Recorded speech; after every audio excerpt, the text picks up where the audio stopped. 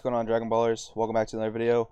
This time I have a discussion on two of the most game-impacting black cards that I think are coming out of set 4. So we have minus Kili Zone and Time Control Chronoa. So when these two cards were first announced, obviously Time Control Chronoa was announced first, and Time Control Chronoa was a huge topic of conversation within the community. There were people that loved it because it killed Shugesh. We even had a couple people get a little extreme, saying that the people who disliked Chronoa couldn't win a game without Shugesh and were unskilled, which is a little harsh. I am personally under the impression that this card is very poorly designed, but this is not a video about that. This is a video about where these two, both poorly designed cards, kind of will lead the future of the game. So Time Control Chronoa, what it does is, essentially, it says your opponent can activate Shugesh for the rest of the game. It replaces itself, which is even more broken, but I digress. So this card, the future of the game that I see right now, I like it. I like it a lot. I think that the game is becoming a little bit more of a fair game, in a sense, because now Flute one-drop dot deck is kind of broken. But I really like the format we're heading into, because I feel like Flute one-drop dot deck has more counters than Shugesh dot deck did.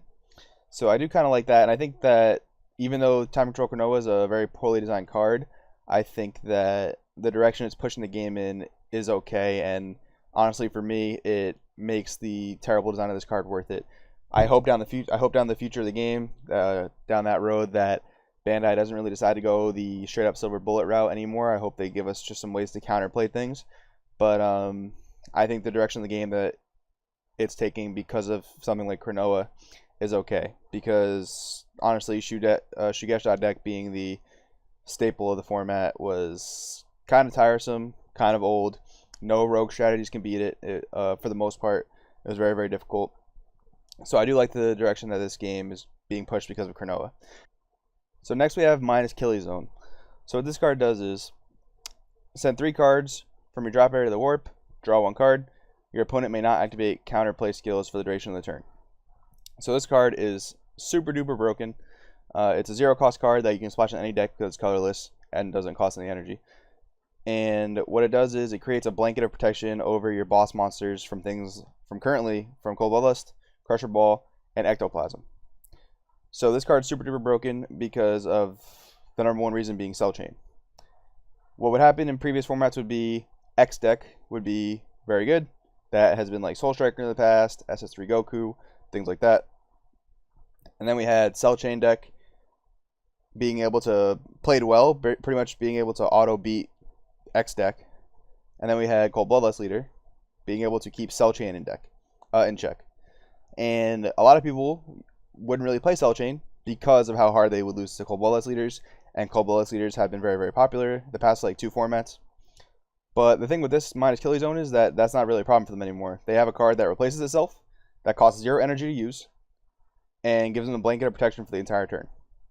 So now a degenerate combo like Cell Chain is allowed to run unchecked when they are able to get this card off, and it's very easy to get this card off. So what kind of problem does this pose? So a lot of players, myself included, because I really enjoy slow, grindy, control-y games, want the game to slow down. And apparently, from what we've been seeing online, is that Bandai is listening to our opinions, and they're going to take that into consideration, which is great. I love that.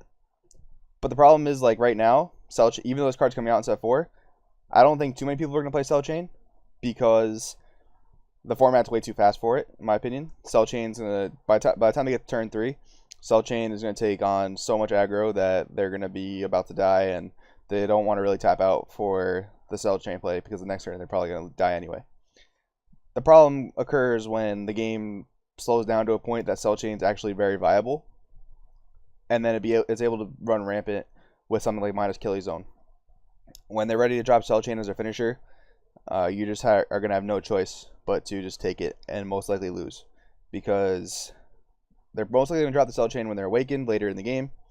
They're going to be able to Android 16 super combo you and mirror you, so they're going to drop your hand down from anywhere from 3 to 0, and you're just going to lose, because Cell Chain is a lot of times best used as a finisher. So that kind of poses a problem with the future of the game, in my opinion, if they do decide to slow it down. I think this card was a huge mistake. I don't think this card will lead the game in a good direction if the format slows down. I don't want to say the cell chain will become tier 0 because I would feel kind of naive to say that, because there's been formats where people have predicted this happening and it hasn't come to fruition, but there were good reasons for that. There was the best leader in the format being a cold bloodless leader for about 2 formats in a row, and now we have this crazy fast aggro format where cell chain just can't survive. But if the game does happen to slow down, if Bandai releases cards that are able to slow the game down, like crazy negates or more counterplays, things like that, minus Kili Zone is just going to become a crazy luck sack card that your opponent is most likely going to have over the course of the game, because you could play 4 of it, and this game you draw so many cards throughout a given turn, even if you, especially if you play something like Mira or Android 17 leader, because you just draw so many cards. So that kind of concerns me a little bit about the future of the game. They could somehow print a card that answers this. I don't really know what it would say. It'd have to be very convoluted, but yeah, if that does end up happening, the format slows down to a point where cell chain can really just thrive, and this card makes it absolutely even more broken than it already is. Maybe they'd have to start a set rotation. Maybe they have to start a ban list, because I can just foresee it being a terrible format in this game. I really hope that doesn't happen. I really hope they're able to slow down the game in a way that doesn't make cell chain the tier 1 deck. But yeah, that's kind of my opinion on these 2 crazy black cards coming out of set 4. One is very poorly designed, but in my opinion pushing the game in a good direction. The other is very poorly designed, and given the right turn of events, could make the game very unenjoyable. So that is my opinion on these 2 cards. If you have agreements, disagreements, thoughts, comments, concerns, questions, please let us know in the comments below. I'd really like to hear your opinions on this. Tell me why I'm wrong. Tell me if you agree with me. Just let me know.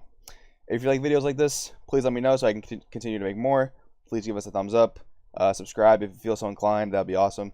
And this has been Joey from Crossroads TCG, and we'll see you next time.